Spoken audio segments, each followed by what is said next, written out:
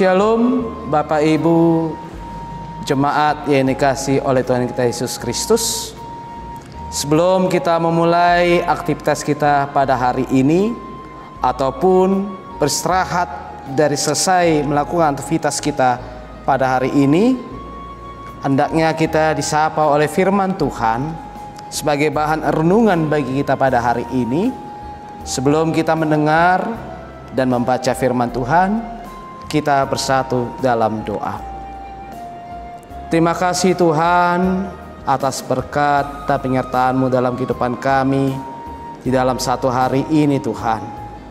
Engkau yang menyertai kami Tuhan.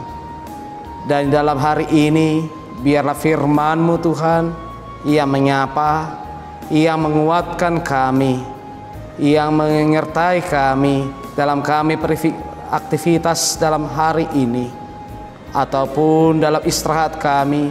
Biarlah kiranya diri kami selalu dipimpin dan hidup dalam firman-Mu. Terima kasih Tuhan, dalam nama Tuhan Yesus Kristus kami telah berdoa. Amin. Renungan harian untuk kita pada hari Rabu tanggal 10 Juni tahun 2020 yang tertulis di dalam kitab Ibrani pasal yang 11 ayat yang ketiga. Saya akan bacakannya untuk kita semua.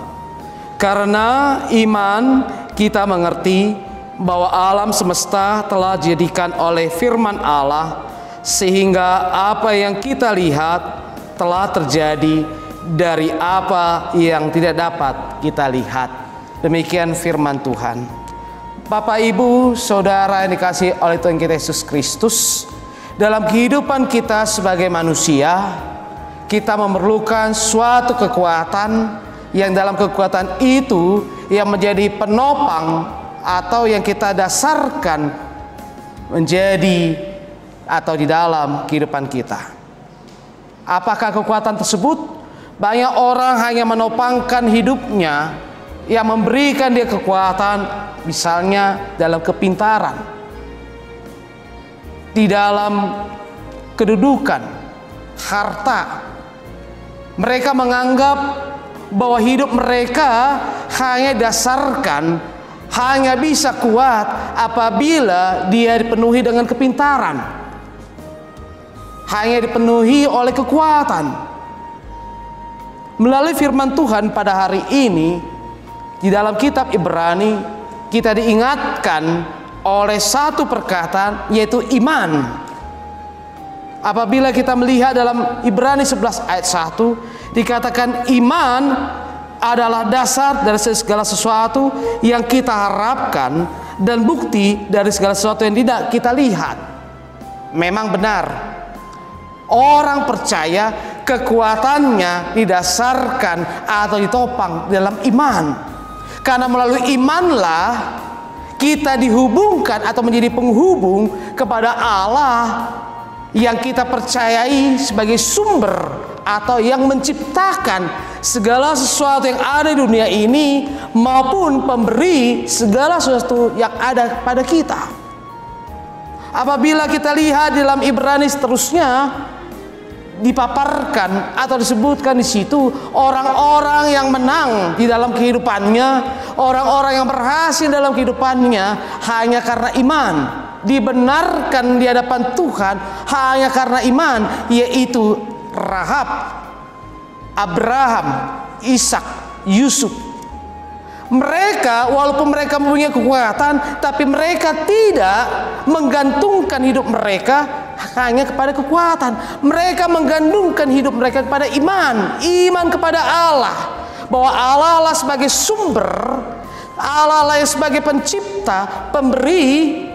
Itulah yang akan menyertai kehidupan mereka, sehingga apapun yang mereka harapkan, mereka mendapatkan, mereka berhasil menjumpai itu. Saudara yang dikasihi oleh Tuhan kita Yesus Kristus, apabila kita lihat pada masa ini, pada masa sekarang, iman sering sekali tergerus oleh akal pikiran. Bahkan dunia ini sering atau sudah dipenuhi oleh hanya logika, di mana segala sesuatu diukur, dipandang dengan logika. baik dalam kehidupan sehari-hari maupun secara langsung atau tidak langsung kita sadari hidup beragama pun sudah dipenuhi dengan logika, untung rugi. Apakah bisa dijumpai atau dijangkau oleh logika? Seseorang bisa dapat hidup sehat, hidup lama hanya karena ia menjaga kesehatannya. Seorang bisa sukses hanya karena dia belajar. Sehingga iman, yaitu Tuhan, menghubungi kepada Tuhan Sang Pemberi, dinomor duakan ataupun tidak ada dalam kehidupan manusia. Melalui firman Tuhan ini kita diingatkan pada kita orang percaya bahwa segala sesuatu yang diciptakan, yang ada, bahkan yang kita punyai, itu adalah karena, oleh, dan dari Allah. Dan melalui itu semua kita mengetahuinya di dalam iman. Sebagai orang percaya, melalui firman Tuhan kita diajak untuk berjalan, untuk hidup, beraktivitas di dalam iman. Jangan hanya mengandalkan kekuatan, jangan hanya mengandalkan pikiran, tetapi andalkan iman di dalam kehidupan kita sehari-hari. Bahkan aktivitas, bahkan harapanmu, masa depanmu, andalkanlah dalam Tuhan, di dalam iman kita kepada Yesus Kristus, Putra Allah. Amin. Kita berdoa dalam. Terima kasih Tuhan, ajari kami untuk hidup di dalam iman. Iman di dalam Yesus Kristus, yang dalam Dia Engkau telah menjadikan kami, Engkau telah memanggil kami sebagai anak-anak-Mu. Ya Tuhan, seringkali kami hanya memakai logika kami dalam aktivitas kami, dalam hidup kami.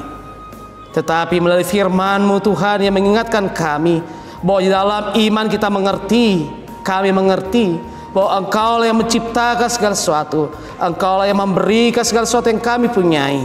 Oleh sebab itu Tuhan, dalam hidup kami, dalam aktivitas kami, ajari kami untuk berjalan dan hidup dalam iman Tuhan. Terima kasih Tuhan. Di atas doa permohonan kami memohon pengampunan dosa-Mu. Ampuni segala dosa kami, supaya kami layak di hadapan-Mu. Dalam nama Tuhan Yesus Kristus kami telah berdoa. Anugerah dari Tuhan Yesus Kristus dan kasih setia dari Allah Bapa dan persekutuan oleh Roh Kudus kiranya menyertai saudara sekalian.